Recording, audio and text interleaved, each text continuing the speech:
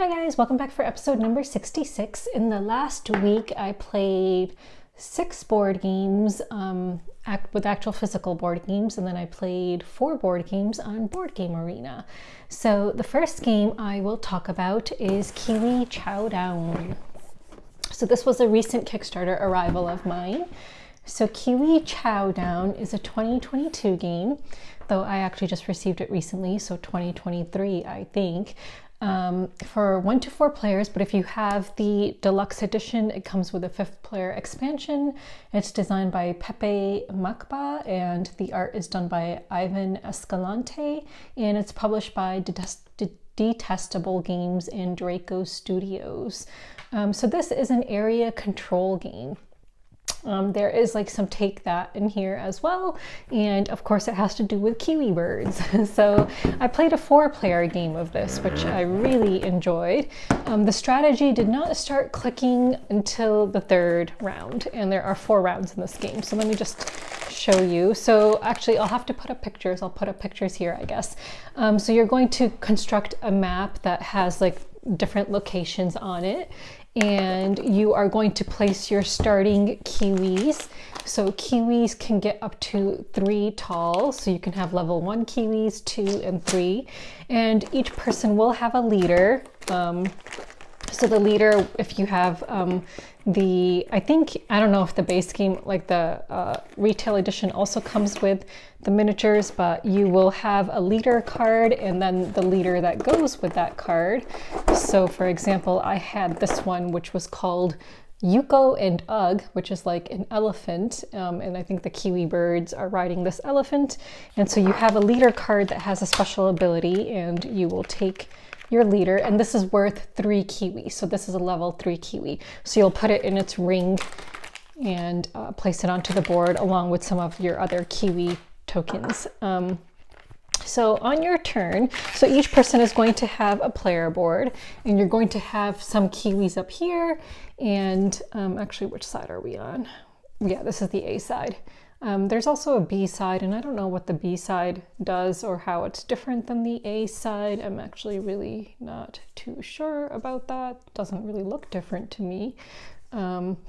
Anyway, so you're going to have kiwi tokens up here, and you're going to have some nest tokens here, which if you want to place them out, you'll need to pay for them, and I'll go over that in a bit. And so your different actions that you can take on your turn, you have move actions. So you're going to have cards, and you're going to play cards from your hand in each round. So in each round, you're going to play 3 different cards, which will be your action for each of your turns. So you'll get 3 turns in a round, and there are 4 rounds in a game. So let me just pull out some action cards here. Yeah.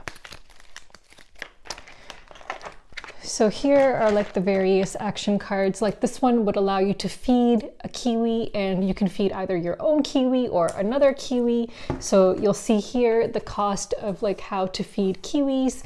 And if you feed a level 3 kiwi, you would need to spend 4 food tokens, and that would cause a kiwi to explode. And you might want your kiwis to explode, even your own ones, and I'll go into why later. But you may also want other people's kiwis to explode, so you may want to feed someone else's kiwi. When you feed a kiwi, if you fed your own kiwi, you will pick up 1 domain token, and I'll go over what domain tokens are. If you fed someone else's kiwi, you'll get to pick up 2 domain tokens.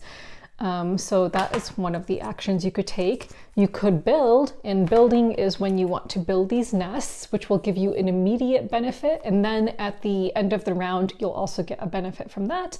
And you have to build level 1 nests before you can build level 2 nests, but if you're able to build level 2 nests, then those will be worth 1 point each at the end of the game, and those cost food tokens. So level 1 nest will cost 2 of the same food token. Level 2 nest will cost 3 of the same food token. And when you're feeding, they have to be different food tokens, as you can see by the not equal symbol. So when you're feeding kiwis, you have to spend food tokens, but different food tokens. So that is another action you can do. You can do a wild action. So if you do a wild action, you can do either the build, a move, a feed, or you can take the resources that are depicted. So if you have that card, that's what you can do. And then you have the move action. So moving, you can move 2 of your Kiwis, or you can move 1 regular Kiwi and then move your special leader Kiwi and do their special action. So the special Kiwis, they each come with like a special ability. So like, for example, here's Ugg and Yuka. So here's the Kiwi that I had, the special Kiwi, and you can do their special move action as one of your move actions. So this one would allow me to move Ugg up to 2 hexes, then choose up to 2 Kiwi any size adjacent to the hex Ugg landed on and push them. So yeah, in this game you can also push Kiwis out. And if you end up pushing, and then there's more that he can do. So so when you push Kiwis out, if they go off the island, they go back to the person who, you know, who they belong to. So, and you may want that to happen actually. So this is an area control game, and the way to, oh, so also there's, let me just show you this before we go on. There's a season board, and there's going to be 4 cards around the season board, which will tell you what the objective is for each season, each of the rounds. Honestly, I don't really think that it was worth paying much attention to, so I'll explain why, but let me just find the season cards. So the season cards, it has 2 rewards, and let me just see if I can find them. So like, here's an example. So this one, you would want to, well, actually, let me find another example. This one, I think this one means you need to have the most buildings, and if you do, then the person with the most would get 1 point, and all the other players would get to pick up 1 domain marker. However, if there's a tie for the most, then no one gets the first reward, and then the tied people get the second reward, and then everyone else gets nothing. Most of the season cards, from what I could tell, offered like domain markers, well, or at least the ones that we ended up with, rather than points. So they would offer domain markers or an ability to place a Kiwi or whatever. So most of the season cards that we ended up with did not offer points. There was only one that we had in the game we played that offered a point, but we tied in that one. So I did not get a point because I tied with another player for having like the most Kiwis in a certain location. So anyway, so in this game, you are trying to have the most points by the end of the game. How you get points, though, is not from your Kiwis, but you get points from these level 2 nest markers that you place, which will also, again, give you an immediate bonus and some kind of special ability or token at the end of the round, and from domain markers. So at the end of a round, you are going to, let me just get the rule book out. So at the end of a round, after everyone has done their 3 actions, you are going to, where is it?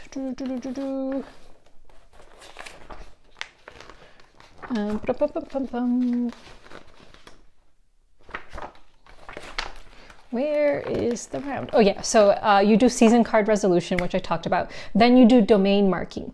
So if you have a Kiwi token that, you know, in your supply or in your reserve, you can place that Kiwi token on a hex where you have established dominance, which means where you have the highest level of Kiwis. And the domain marker has to match the hex type. So here are domain markers. And again, you gain them in several different ways. And also I'll talk about that in a bit. So like this one would be for the green hex type. This one would be for the pink. You keep these face down in your supply. So when you acquire these, you always keep them face down so other players can't see which domain markers you have. So you have to place your domain marker on a matching hex where you have dominance, and then you place one of your Kiwi tokens upside down on it. And then that will be worth 1 point at the end of the game. You cannot place a domain marker where someone else has a domain marker. They can't be removed in any way during the game. So that is the other way to gain points. So you get points from these domain markers you place at the end of a round, and you get points from these nest tokens, which you are placing during the game as a build action if you're able to, the second level ones. And then if you want a season card, you may be able to get a point from that. But again, in the game I played, there was only 1 season card with a point on it, and we tied on that, so no one got the point. So yeah, so domain markers are what, like, you know, you want to have enough kiwis in your supply to be able to place kiwis on domain markers. In rounds 1, 2, and 3, at the ends of rounds 1, 2, and 3, you can only place one domain marker. At the end of round 4, which is the last round, you can place as many domain markers as you are able to. So you have to have enough kiwi in your supply. You have to look at the board, see where you have dominance, where you have matching domain markers with those hexes, and have enough kiwis, and make sure that there are no other domain markers on those hexes to be able to place those kiwis. And really, that's how you're going to win, is by placing as many domain markers as you can. And so in the last round, because in the previous rounds each person can place only one, and basically everyone will get to do that. So really, I feel like in this game you're really just, you know, preparing for the 4th round, setting yourself up in such a way that you will get to place as many of these as you want. So that is why you may want for your kiwis to explode throughout the game, to get pushed off, and you can push your own kiwis. So like if you do a move action and you have a level 3 kiwi that enters into a hex with like level 2 and level 1 kiwis, you can push up to 2 other kiwis off that hex. So if you're on the edge of the island, you can push them off the island and then get back your own kiwi tokens. So you really want to prepare for the 4th round where you have enough kiwi tokens in your supply. Domain markers, you want to have set up yourself in such a way that you are going to be have dominance in the hexes for which you have those domain markers, so that you get those points at the end of the game. So really, it's an area control game, but I feel like it, you know, the climax is really at the end, the 4th round. But again, you only have 3 actions per round, so, you know, I feel like it's a very tight game. I feel like, you know, I could have benefited from another round, because again, I didn't really catch on to the strategy until round 3, because in the first 2 rounds I was really focusing on trying to get the season objective, but then I realized that that's really kind of worthless, because it's worthless because your player turn order marker will get you some resources at the beginning of each round. So depending on what your player turn order is, so it tells you on there which resources you will get. And I don't know where those are. So yeah, so each person has a player turn order marker. Here we go. And they rotate, so you'll pass it at the end of the round. So like, for example, this is for the 3rd player. So at the beginning of the round, they will pick up they'll pick up 7 food and 3 dominance markers. And again, those are in the bag, so you're drawing blindly, so you don't know which kind of food you're getting or which domain markers.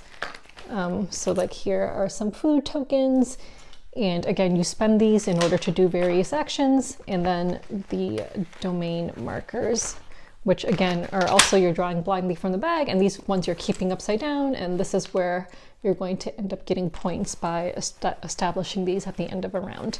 So yeah, so your player turn order marker will get you resources at the start of the round. So, you know, I don't think it's really worth focusing on the objective unless it's one that offers a point, and if you can avoid getting a tie, then it would probably be worth it. Otherwise, probably not worth it, in my opinion. So yeah, so that was Kiwi Chowdown. I really enjoyed Kiwi Chowdown, again, because the strategy did not start clicking for me until the 3rd round, and that's when I realized, oh, this is what I really should be doing to try to get more Kiwi tokens so I can place more domain markers. Unfortunately, by then, it was kind of too late. So yeah, but really, really good game.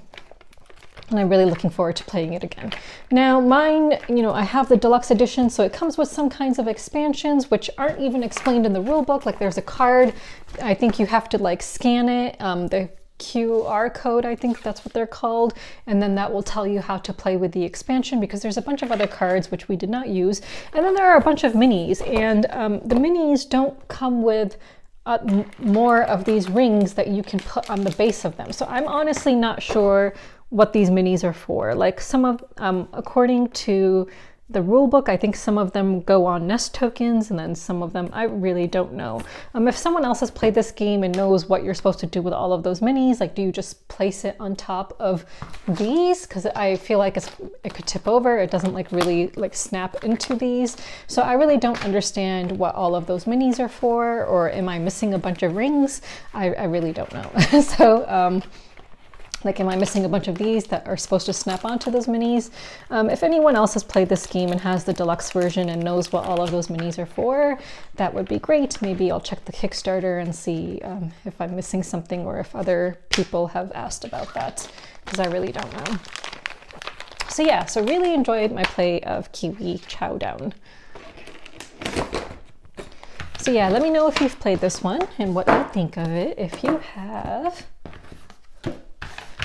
Oh no, I forgot to put him back. Okay, well, now that'll just have to wait. I'll just leave this stuff out here and I can put all of that away later.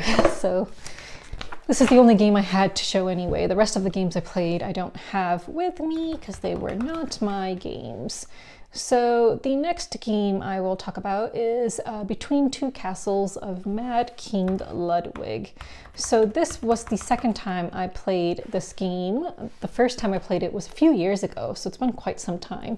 So this is a 2018 game for 2 to 7 players, designed by Matthew O'Malley and Ben Rossett and several different artists, and it's published by Stonemaier Games. This is a it's an interesting game where you are building 2 castles. So there's drafting, you'll be given a certain number of tiles in each round and in each turn, and you're going to pick 2 of those tiles and then pass them to your left or your right, depending on which direction you're going in at that time.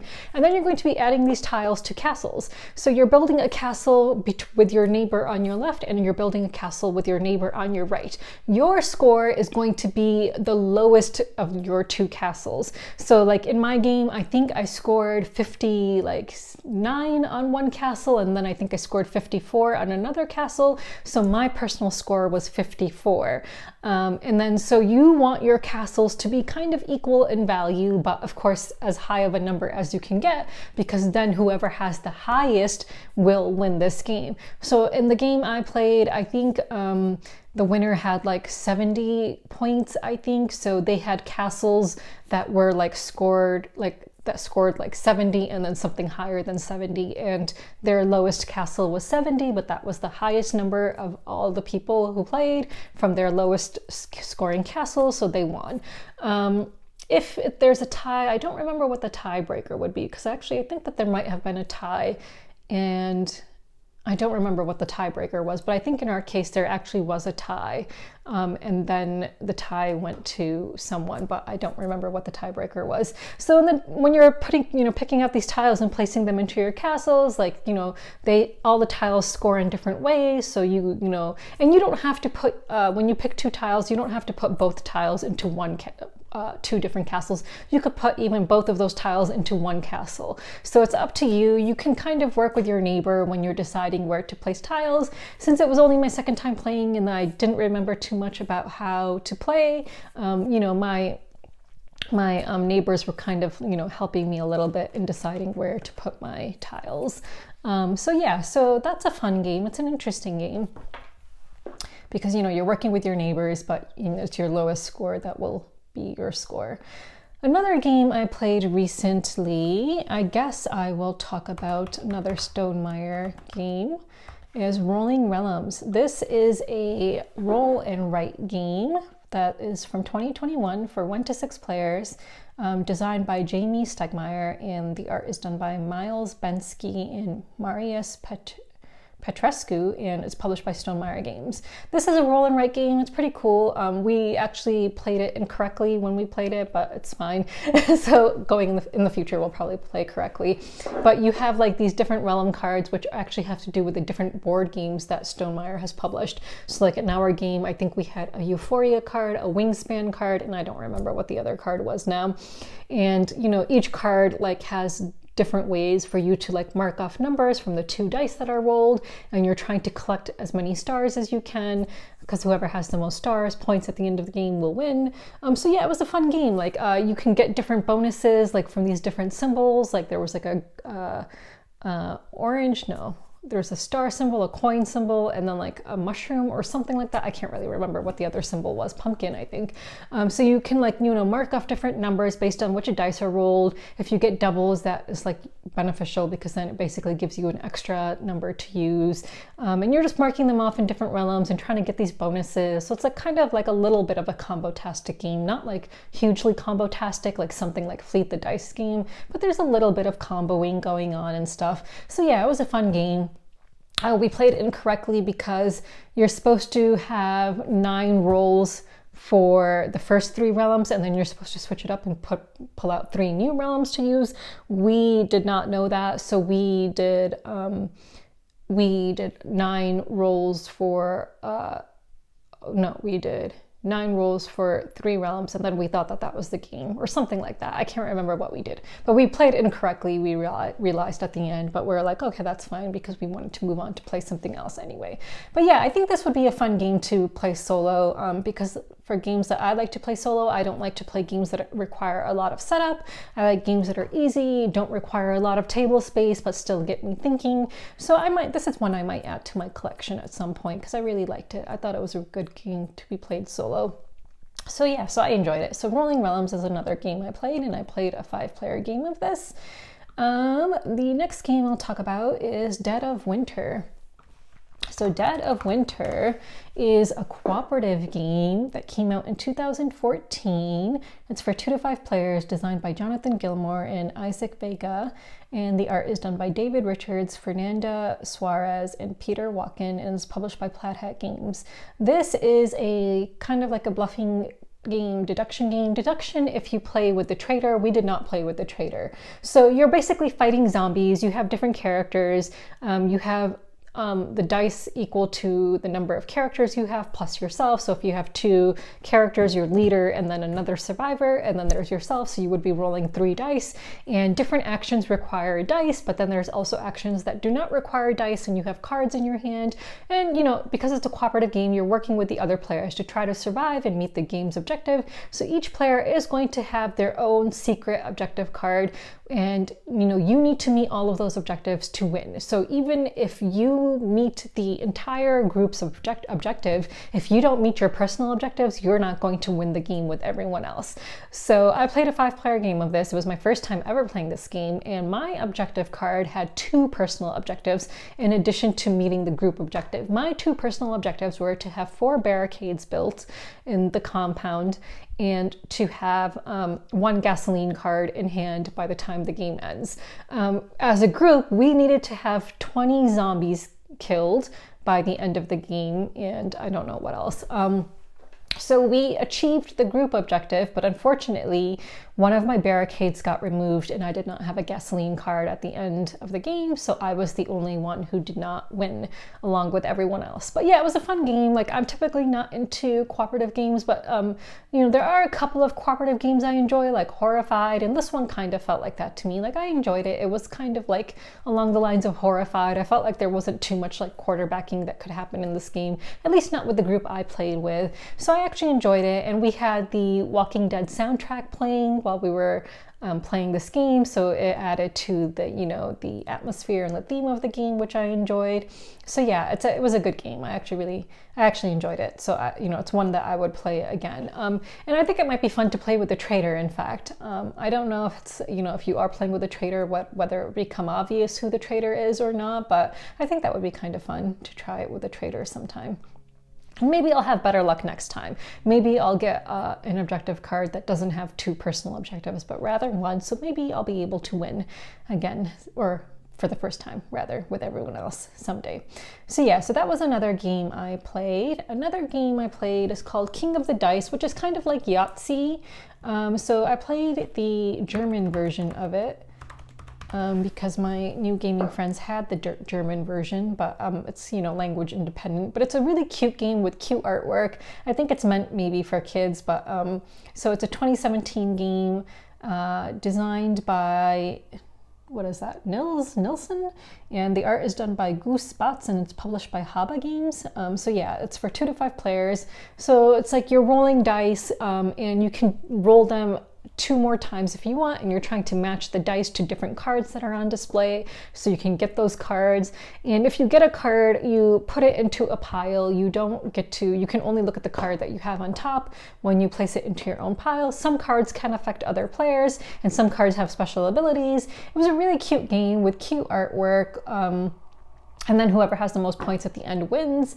I tied with someone else for first place, but she got the win because she had the least amount of negative point cards. So you can get cards which you can give to other players that would cause them to lose points, but also if you do not get anything by the end of your turn, like if you rolled and re-rolled and re-rolled again and you couldn't match your dice up to any of the cards that were in the display, then you have to take a negative card.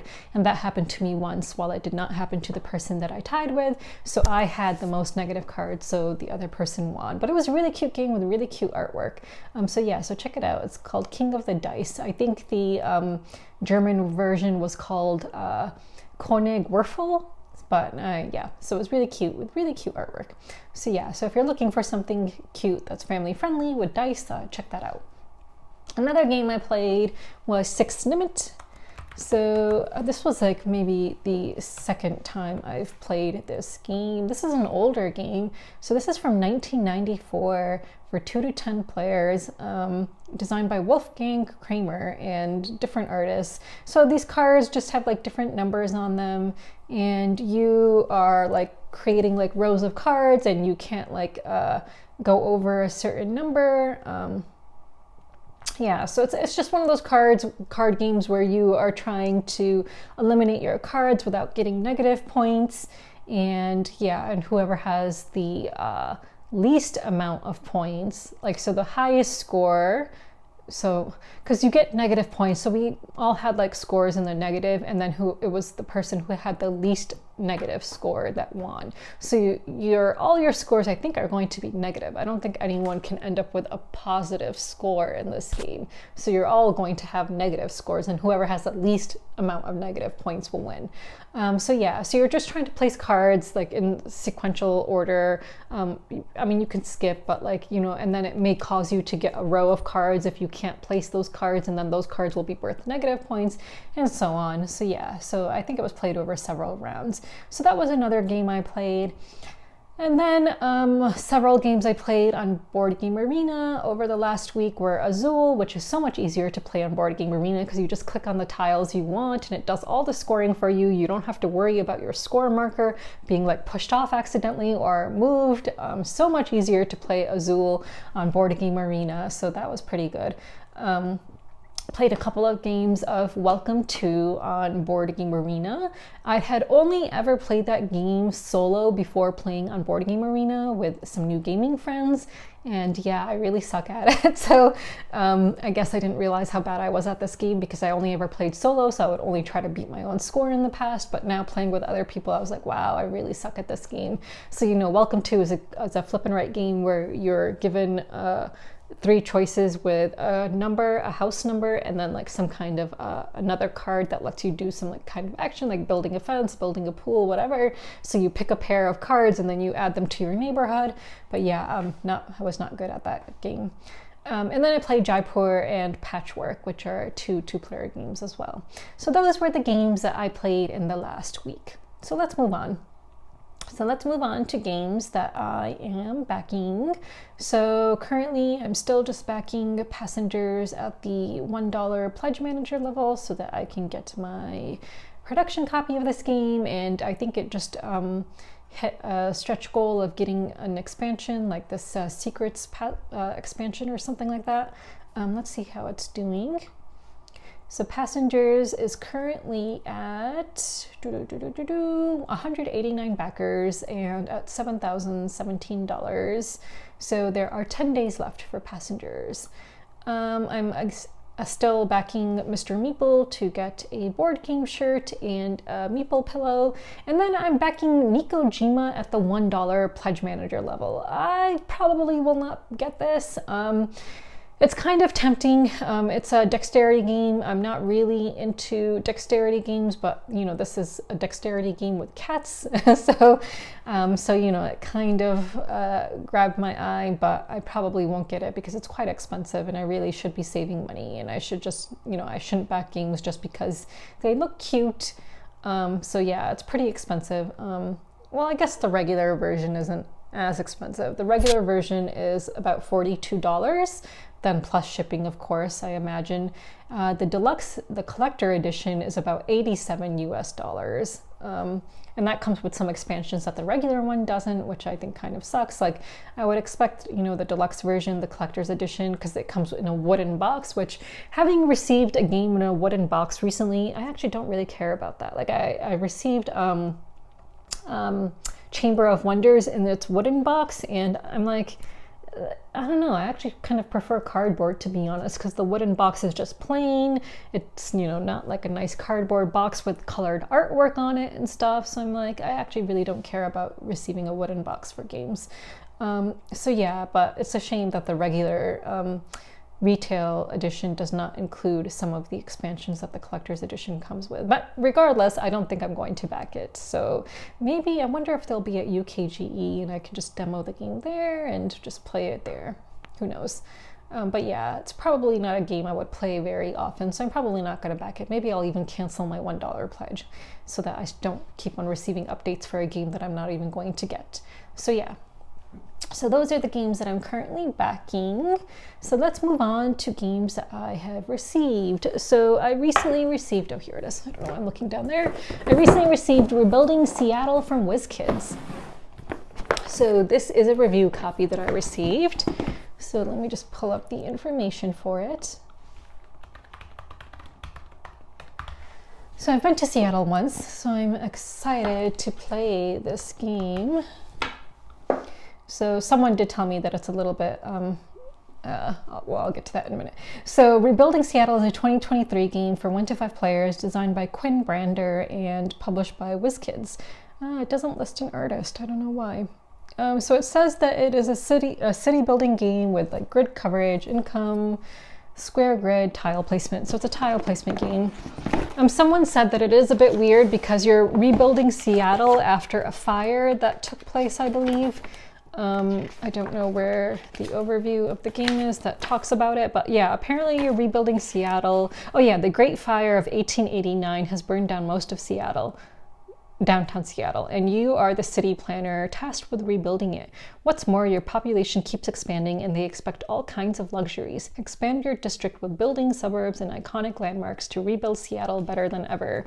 So I guess, so there is the tower, what's that tower called? The Seattle, I don't remember what it's called, but I went up on that tower when I visited Seattle, but that's even in this game that you can build. So, I mean, I guess you could just say you're rebuilding it over many, many years so that you can, you know, it doesn't seem out of the time for this game. But anyway, here is like the main board. I guess there's going to be like, I don't know what this is. I haven't played yet. So maybe scoring, maybe tiles, I don't know. Then there are these, and I don't know, there's 3 of these, but this game is for up to 5 players, so I don't know what these are either. And then these, I think are, I don't know if these are player boards or like you're gonna put all of these out because they go with like the different districts. So yeah, and then there's like a bunch of these kinds of tiles.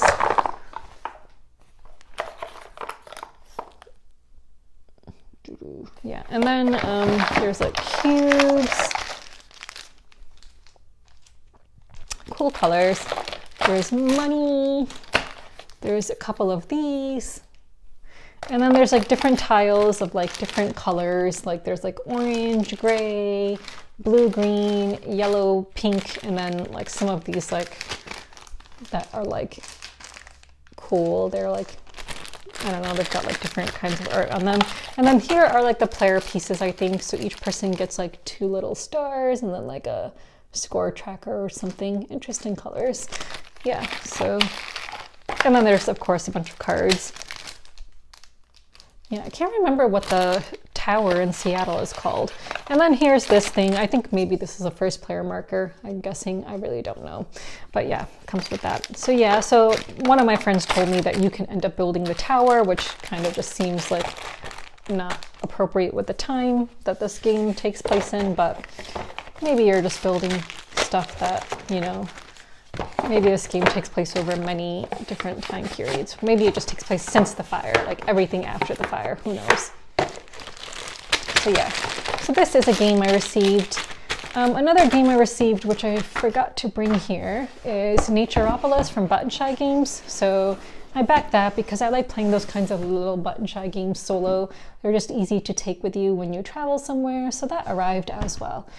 Nothing to call at the moment, so I will skip that. Updates, I might not have a video next week. My new gaming friends are pretty busy in the next week, and I have to do my taxes at some point, and work is going to be really busy this coming week. I have a case that I now need to appeal, and appeals take quite a bit of time, and so work is going to be a little bit more stressful than usual, which really sucks, but you know, it's a case that really needs to be appealed.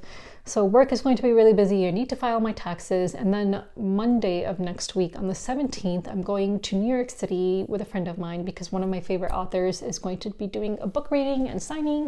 God, what is her name? Why can I not remember her name? V.E. Schwab. So she does these cool like fantasy series and stuff. And she wrote one of my favorite books of all time, The Invisible Life of Addie LaRue. So she is doing a book signing and reading of The Invisible Life of Addie LaRue in New York City. She's doing it in several different locations. One of the locations actually would have been closer to me, but New York City was closer to my friend. So I was like, okay, you know, at least we can have a fun day in the city together, me and my friend. And so I'm going to New York City for that book signing. So yeah, so I'm not sure I'll have a video next week because of all these things, and I really need to work on my taxes, which are going to be a bit harder this year, I think, since I bought a house and I still need to find all of my documents to do my taxes. So yeah, so there is a lot to do in the next week, so I may not have a video, and plus my new gaming friends probably are, I think they're busy this coming week as well.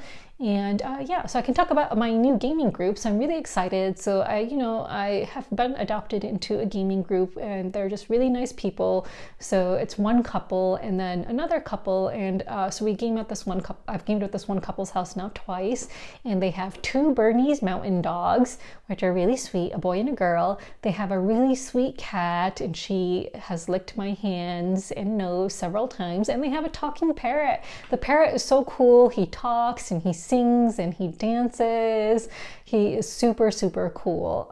He's a bit camera shy, so unfortunately I have not been able to get him singing on camera yet, but I actually went to their house yesterday, and that's when I played The Dead of Winter and Rolling Realms, and he was singing, and when I went into the room with my camera, he stopped singing.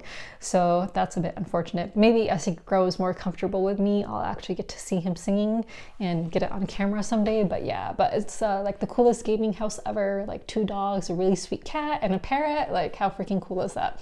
So I'm really happy to have been adopted into this gaming group, and I hope to have them over at my house for gaming as well. I just need to get more chairs for my gaming table, but yeah, I will be working on that. So yeah, let's move on to questions and commentary. So I actually recently watched Tetris on Apple TV. It's this movie about how Tetris came to be. I know Tetris is like a video game, but I figured it's close enough that I could talk about it here. So it was a really good movie. If you have Apple TV, I highly recommend watching Tetris. And then it just got me to thinking about what other TV shows and movies have to do with board games. So like Stranger Things, you know, really made Dungeons and Dragons come back into popularity. And then there's currently a Dungeons and Dragons movie out. I haven't seen it, so I actually don't know what it's about. And then there was, of course, Queen's Gambit, which is about chess. So I was wondering, do you guys know of any other TV shows or movies that are about board games or maybe video games? Like, so I talked about Mythic Quest recently as well, a few videos back, which I really, really enjoyed. I absolutely loved Mythic Quest, which is on Apple TV as well. It's about this small like company that has published this video game, and they're trying to publish, you know, keep on publishing expansions and stuff for this video game and stuff. It was a really good show. I really, really loved it. If you do enjoy shows like Community, highly recommend Mythic Quest. So I wanted to know if there are any other shows or movies that have to do with board games or maybe video games, though I don't really play video games, because I really have enjoyed all of these. Oh, and I also really enjoyed this movie that came out a number of years ago now called Role Player One, I think it was called. I really enjoyed that as well. So yeah, if there are any others, please recommend them to me because I will definitely watch them. So I guess that is my question of the week. So I guess I will see you guys in 2 weeks if I don't shoot a video next week. So until then, bye.